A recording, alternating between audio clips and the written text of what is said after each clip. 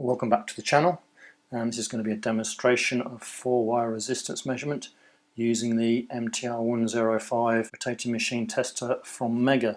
You can see I've got set up on a resistance decade, and this is the actual maximum resistance value that the MTR105 will measure in 4-wire resistance mode, but the test current will drop significantly when I do this.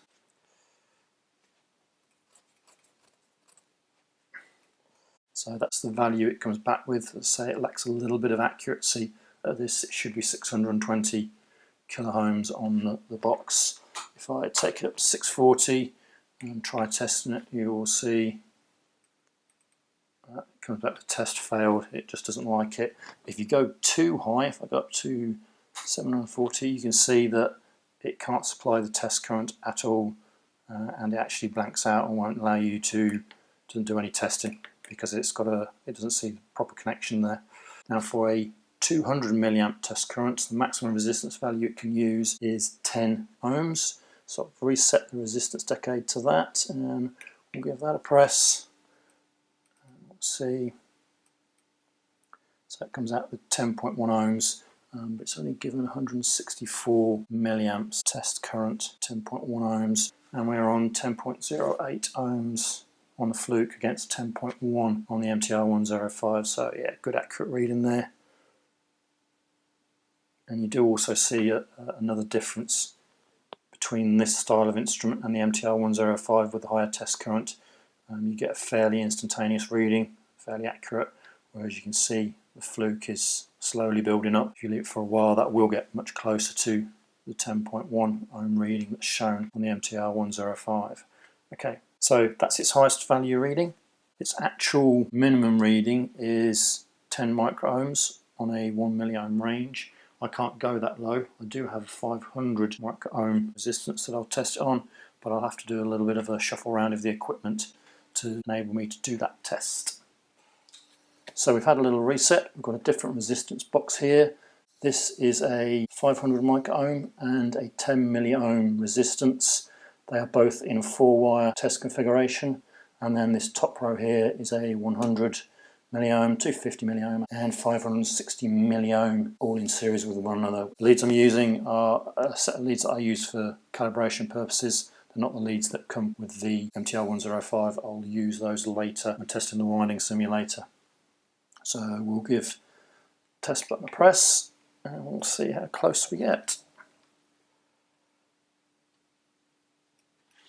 So 0.53 milliohms, so 530 microohms, and you can see a test current of 206 milliamp as well there.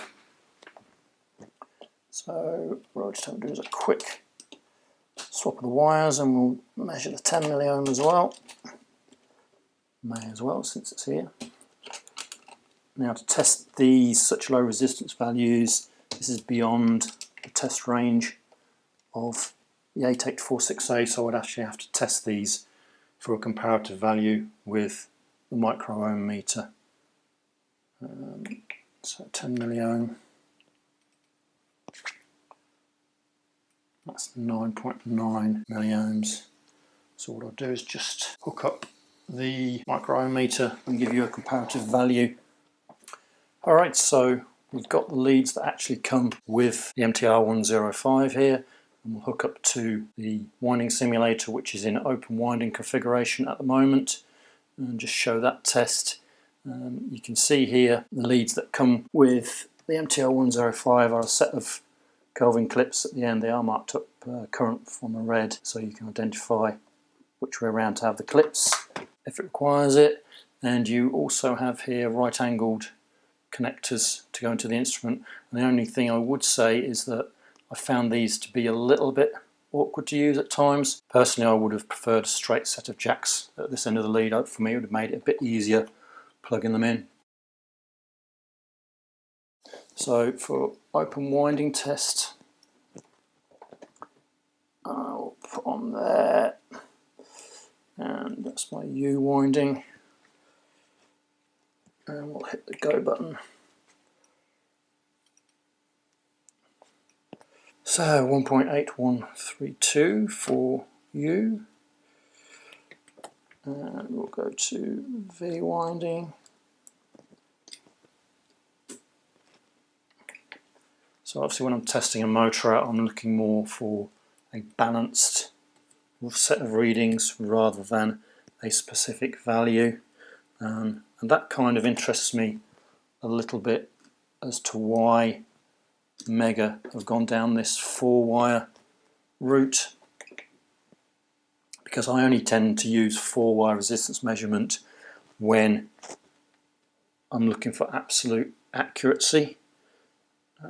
So when I do it, I'd want to have a nominal resistance value from the manufacturer for the winding resistance with a temperature compensation factor, and then I would take the temperature and the resistance measurement, recalculate them to a constant temperature value, and then I would be looking to be within 2% of the winding resistance value.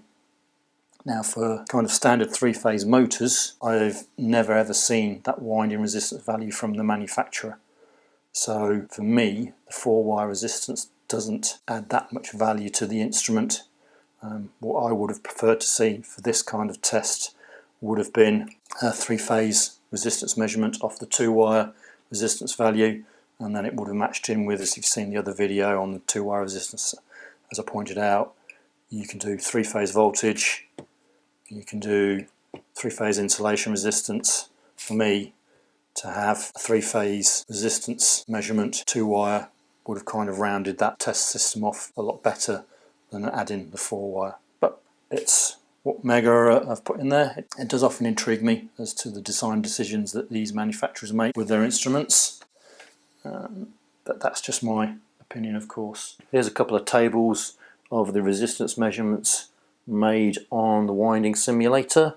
First table on the left is the MTR105 against the Fluke 8846A in both 2-wire and 4-wire mode, and then on the right is the MTR105 against the U1461A and the MetraHit coil just in 2-wire measurement mode. So for me, although the 4-wire measurements are less accurate in terms of absolute value against the 2-wire measurements, the actual spread across the readings for each individual winding configuration is much lower for the 4-wire, so not quite as accurate but better consistency.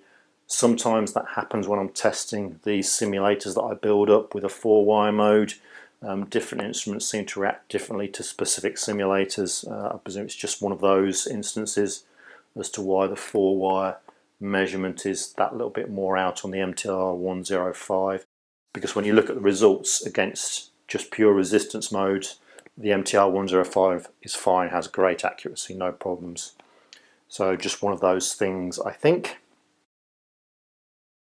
Alrighty, moving on to a slightly different test configuration for a 4-wire instrument. I generally do this a lot with large air circuit breakers and high voltage breakers, but you can apply the same principles for testing a smaller contactor out here like the 2 that I have. And if you have an older style open terminal contactor like the one I have here, the existing leads that come with the MTR105, they'll clip in and they will work fine with that style of contactor.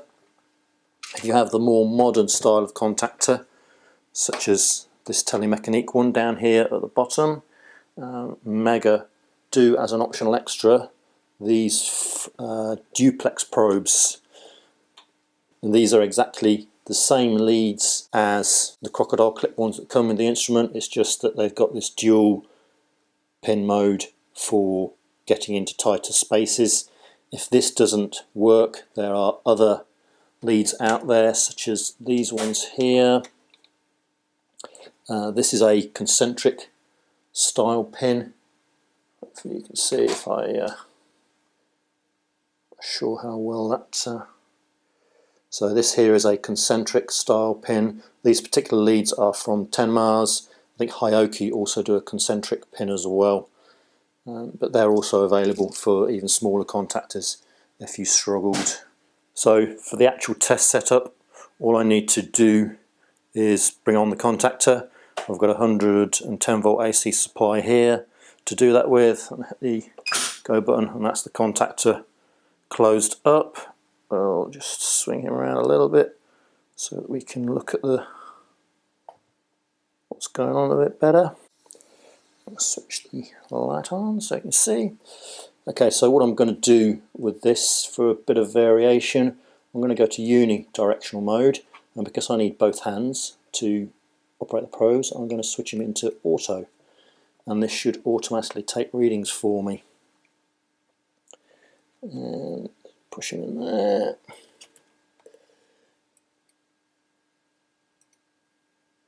So there's my first reading. Now obviously I'm looking for as balanced as I can get, and also extremely low values, as low value as I can get. So 3.4.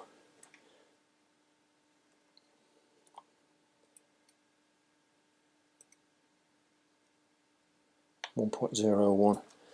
Okay, so a little bit of variation across the contacts there, but probably not too much to actually worry about. For this particular contactor, I believe I did carry out some high current measurements with this and calculate the resistance, so I'll put them in a table and compare them to the results I've got with the MTR105 to see how close it got, but I would expect a higher current measurement to give me quite a bit lower value, because this will only be 200 milliamps. You can see the test current on there is 206 milliamps for the 4-wire. That's all there is for this video on 4-wire measurements. Hope you found it useful. I'll leave you with a table of the results of the contactor measurements. Thanks for watching, and I'll see you again in another video.